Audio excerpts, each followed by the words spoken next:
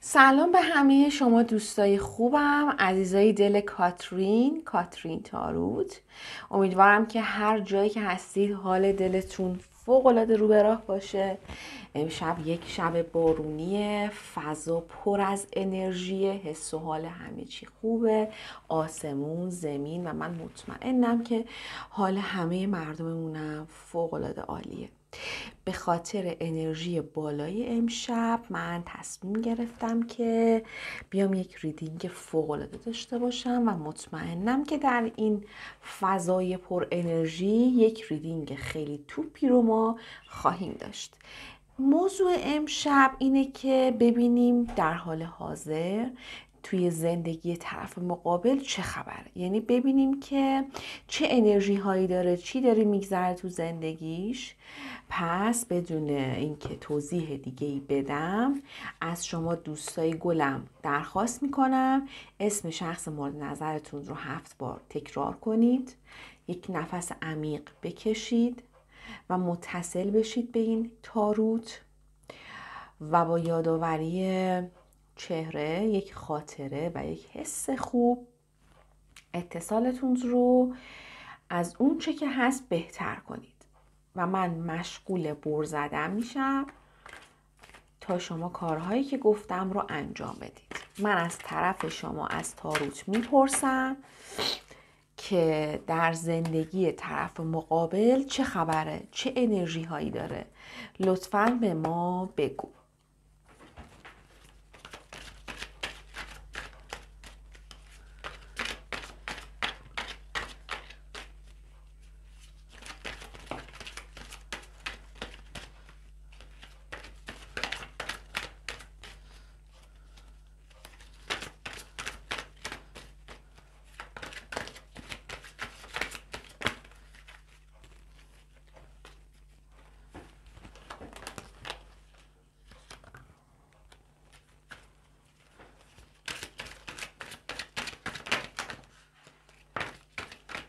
چه خبره؟ فکر میکنم کافی باشه. ببینیم که چی در اومده.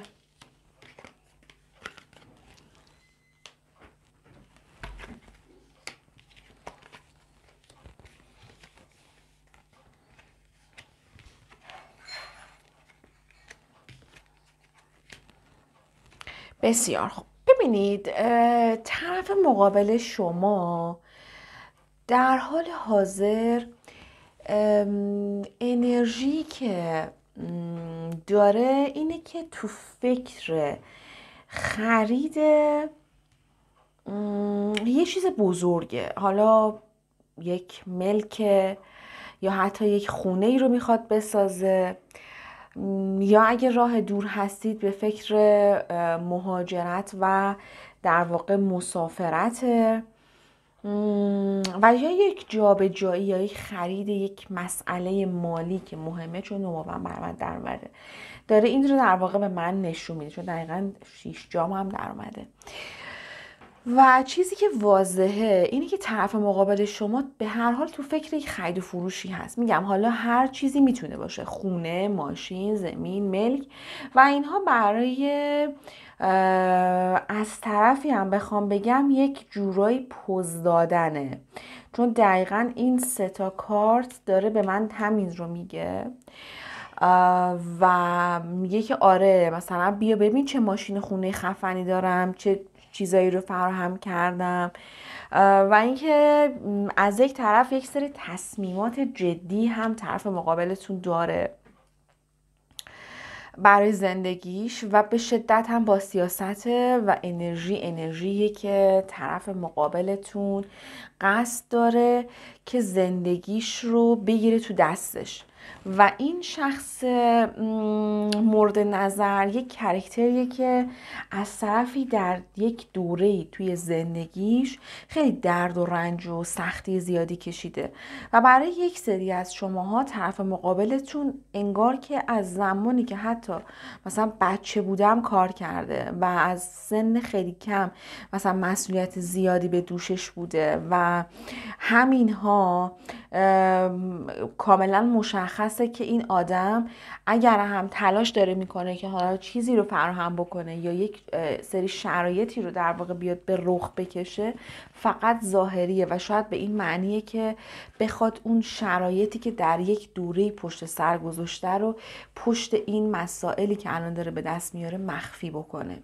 ولی خب باید بدونید که از یک طرف این شخص مورد نظر از نظر ظاهری فقط زندگیشو داره رو به راه نشون میده، یعنی اینکه نشون بده خیلی همه جور اوکیه، ولی از یک طرف مسئولیت زیادی روی دوششه و همین به شدت خستش کرده و حتی میتونم بگم اصلا دیگه واقعا نفس افتاده، یه جورایی کم آورده، بریده، خسته است و حالا چالش و مشکل پیش روی این آدم چی میتونه باشه؟ یک شروع عشق، چون کارت عشاق بر من در اومده و این آدم چندین حالت داره.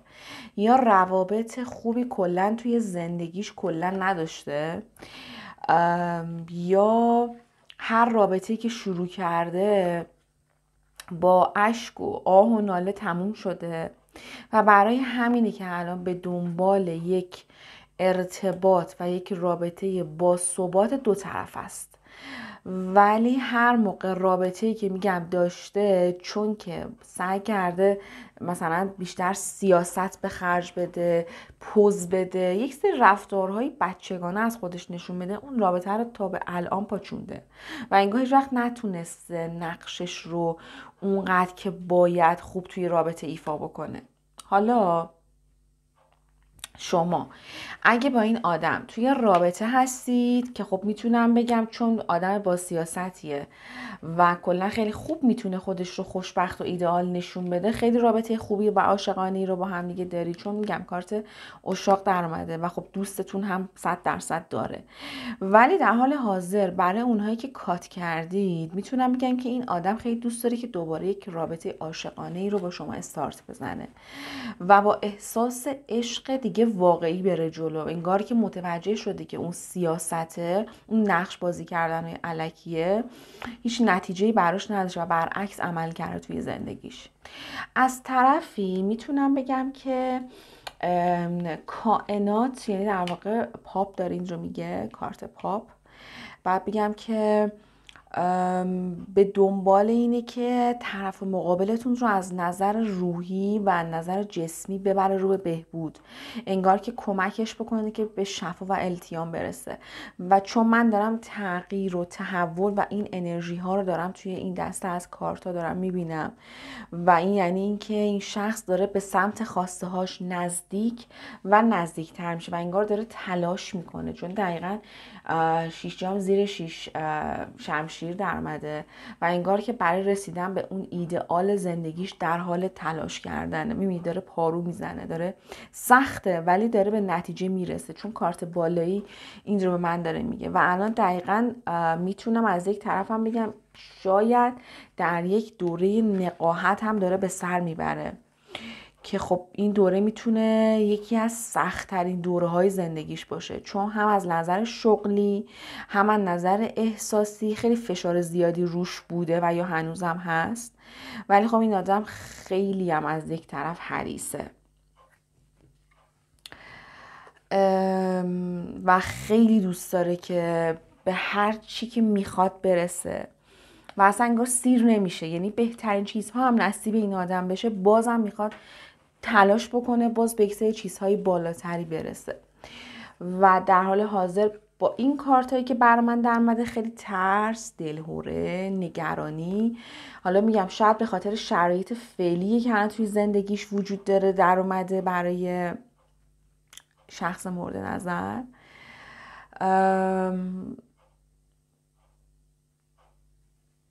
دوست دارم یه چند تا دیگه کارت بکشم. خب دقیقا هم اول بسم الله بسیار خوب، کافیه. ببینید این 3 تا کارتی که بر من در اومده، اول من بذار بگم، ببین اطرافیانش به شدت سودجوان، اصلا انگار هر کسی اومده تو زندگیش به قول معروف یه حرکتی هم زده، یه ضربه به این آدم زده و رفته و اگه چیزی رو از شما حالا پنهان کرده یا دروغی بهت گفته یا حالا از جانب این آدم یا کلاً قراره که به زودی یک سری اتفاقات بیفته که یک سری حقایق به روی شما باز بشه و فاش بشه. میگم شاید از طرف این آدمه، ولی خب خیلی درگیر گذشتشه. خب عین یک سایه داره دنبالش میاد و همچنان درگیرشه و از طرفی هم دلتنگی زیادی هم از جانب شما داره به وسیله این کارت. ولی خب الان خیلی افسرده، ناراحته و یه جورایی انگار که بیش از اندازه دیگه درونگرا شده، ولی خب خیلی دوست داره به اون چیزی که میخواد برسه و چون شخصیت جدا از شخصیت هریسی که داره، خیلی شخصیت تلاشگری هم داره و واقعا انگار که برای رسیدن به هر خواسته‌ای تمام تلاشش رو میکنه که بهش برسه. ولی خودش این موضوع رو باور نداره، یعنی میدونی نمیتونه این رو بپذیره که به خاطر تلاش های زیادی که حالا بخواد انجام بده به اونها برسه، ولی روحیش جنگنده است. این خیلی واقعا ویژگی خوبیه. شاید هم به خاطر اینه که یه مدت زندگیش به خاطر ترس و نگرانی ها دچار استاپ شده، وایساده و همین باعث شده که فکر میکنه هرچی بره به مقصد نمیرسه. ولی خب من به شدت دارم حریص بودن رو در این آدم میبینم. اصلا انگار که میگم برای رسیدن به هر خواسته‌ای که میخواد واقعا هیچ سیرمون، مخصوصا مسائل مالی، خیلی دوست داره یک تعادلی رو برقرار بکنه در حال مسیر زندگیش. تا چه میدونم تا به اون تعادل نرسه نمیتونه که یک نتیجه توی زندگیش ببینه و دقیقاً چرخه اقبال هم برای شما در اومده روی کارت که خب با توجه به این چرخه اقبال من میخوام از دسته دیگه بپرسم. میخوام ببینم که توی زندگی عشقی و احساسی چه خبره. خب تا اینجا پیش رفتیم، توضیح داد، یه سری چیزها رو به ما عنوان کرد. حالا میخوام ببینم که تو زندگی عشقی و احساسی این آدم در حال حاضر چه خبره.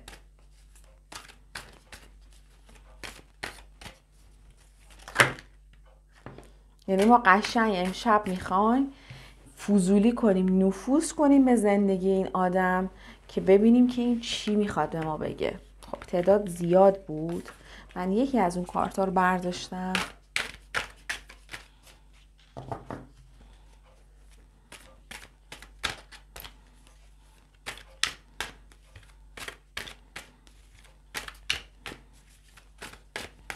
در زندگی احساسی طرف مقابل چه خبره؟ بله، سعی میکنم که کارت آخر رو بردارم.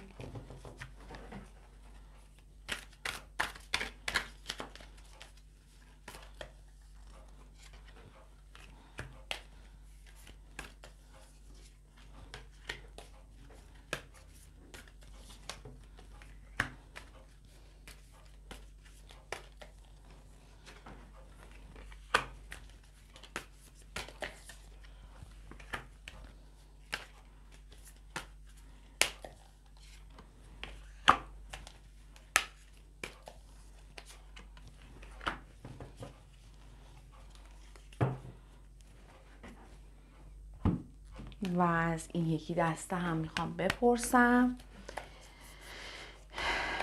که بگه انرژی های شخص مورد نظر در حال حاضر چیه.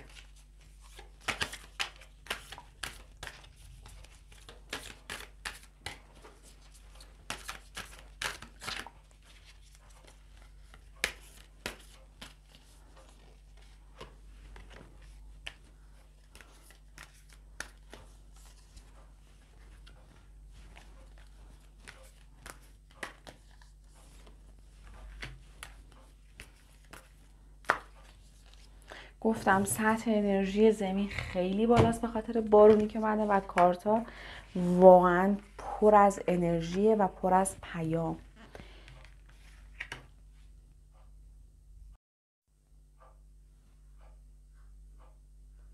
ببین این آدم اولین چیزی که داره به من میگه اینه که اگر مجرده خیلی دوست داره ازدواج بکنه و تشکیل خانواده بده، چون دیگه از بلا تکلیف خسته شده و واقعا دلش یه خانواده واقعی و یک شروع عشق حقیقی میخواد که به اون آرامشی که خواسته قلبش هست برسه. و از طرفی هم میگه من تمام عمرم کار کردم، مدام هی دور و برم مثلا ارتباطات حالا نصف و نیمه بوده، سنم داره میره بالا، الانم که به خواسته های مالی رسیدم، شرایطم کاملا اوکیه، پس الان دلم فقط یک خونه امن پر از عشق، پر از صفا میخواد که خب تا به حال نداشته. و دقیقا در این کارت هم داره به من میگه که این آدم به دنبال ثبات، آرامش و تعادله که تو زندگیش اتفاق بیفته. خب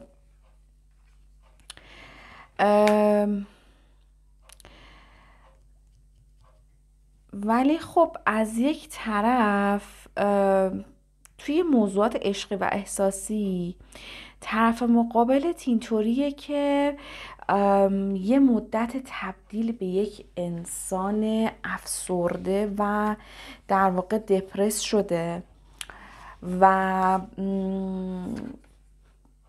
حالا بخوام مثال بزنم، مثل این میمونی که مثلا یه موبایل شما در نظر بگیرید که فقط 5% شارژ داره، خب، و هر آن مثلا ممکنه که انرژیش تموم بشه و امکان داره مثلا زمین بخوره، چون که این آدم دقیقا توی یک طوفان یا در یک گردبادی گیر افتاده که انگار نمیتونه مسیرش رو پیدا بکنه و نمیتونه از اون گرداب وحشتناک خارج بشه.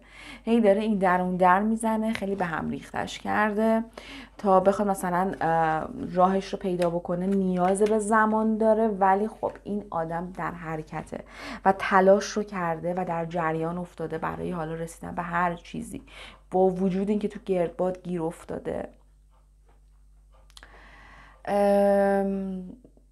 از همین موضوعی که حالا گفتم، برای همینه که مدام هی داره خودخوری میکنه، چون دقیقاً دورت هم کارتش بر من در اومده و این آدم یک خود درگیری داره، یا اصلا انگار که یک چیزی رو گم کرده، حالا یا خودش گم کرده یا یک سری احساسات و چیزی که میخواد داشته باشه ولی نمیدونه چیه، بلا تکلیفیه. ولی خب این دوتا کارتی که بر من در اومده نشون دهنده اینه که با تمام وجودش میخواد به سعادت و خوشبختی برسه و این رو تا رسیدن به اون عشقی که میخواد هم تلاش میکنه تا اینکه خوشبختی رو با کسی که بهش احساس و عشق میده تجربه بکنه و وارد رابطه بشه با اون فرد. و چقدر خوبه که همش به دنبال تغییرات بزرگه، به دنبال اینه که یک در موفقیتی که خواستارشه، یعنی یک در معمولی نه، میخواد به اون خواسته واقعی و به اون بالاترین حد خواستش برسه و این واقعا تحسین برانگیزه که یه همچین شخصیتی داره. این نشون میده که خیلی آدم سرسختیه و از یک طرف همچین کرکتری هم واقعا ساختن باهاش کار راحتی نیست، وارد رابطه شدن باهاش اصلا کار راحتی نیست. خانم یا آقایی که به این انرژی خانی متصل شدید، ولی خب برای رسیدن میگم به خواستتون نیاز دارید به اینکه شما صبر بکنید تا همه چیز در زمان موعد خودش اتفاق بیفته و دقیقا این هم داره همین رو میگه، اتفاقات بزرگ در مسیر تو قرار میگیره و همچنین در مسیر طرف مقابلت. ولی از یک طرف این کارت داره من میگه که طرف مقابل خیلی داره به روابط احساسی و به روابط جنسی داره فکر میکنه یا از یک طرف نیاز داره به اینها. میگم چون یک مدت هستش که اون چیزی که واقعا میخواد رو تجربه نداشته از نظر آرامش و عشق حقیقی و همه چیز زودگذر بوده و خیلی به دنبال اینه یک ارتباط واقعی رو داشته باشه، نیاز داره واقعا به این شرایط و اینکه حتی به عشق شما نیاز داره و با اینکه آدم عصبیه ولی باز در هر فرصتی داره به این فکر میکنه که شرایط رو بهتر بکنه برای رسیدن به شما، حالا اینکه به دنبال شرایط پولی بره و از اون طریق داره شما رو به دست بیاره و به هر به هر طریق به هر دری داری میزنه دیگه. و باز هم دقیقا دوباره اینجا خیلی جالبه، دوباره بر من مسائل مالی دوباره اینجا اومده و چقدر این آدم براش مسائل مالی اولویته. توی این دسته من به شما گفتم که شما باید صبر بکنید. خب و دقیقا توی اینجا داره میگه که در تایم درست اتفاق میفته. منتظر تایم نباش، خودش اتفاق میفته. و خب چی شرایطی پیش میاد که این آدم مثل یک پروانه به سوی خواسته ها و آرزوهاش پرواز میکنه که یکی از این خواسته ها و آرزوهاش شمایی هستی که به این انرژی خانی متصل شدی. چه انرژی خانی فوق‌العاده‌ای بود، من که بی نهایت لذت بردم. واقعا امیدوارم که شما هم لذت برده باشید. به هر حال ما یه دوری رفتیم تو زندگی خصوصی این آدم، مخصوصا حالا برای کسانی که الان فاصله دارن و هیچ ارتباطی با طرف ندارن. امیدوارم که پیام لازم رو گرفته باشید که اگر گرفتید طبق معمول همیشه بر من کامنت یادتون نره که قلب قرمز بفرستید که من با دیدن این قلب ها خستگی هستم در میاد و خیلی بهم حس خوبی میده. به هر حال دوباره میزمون هم که خراب شد، انرژی بالاست، این اتفاقات میفته. خیلی ممنون که تا اینجا همراه من بودید. اگه دوست داشتید لایک کنید، برام کامنت بذارید و اگر کانال من رو خوشتون اومد یادتون نره که سابسکرایب کنین. ممنون. تا یک انرژی خانی دیگه همه شما رو به خدا میسپارم.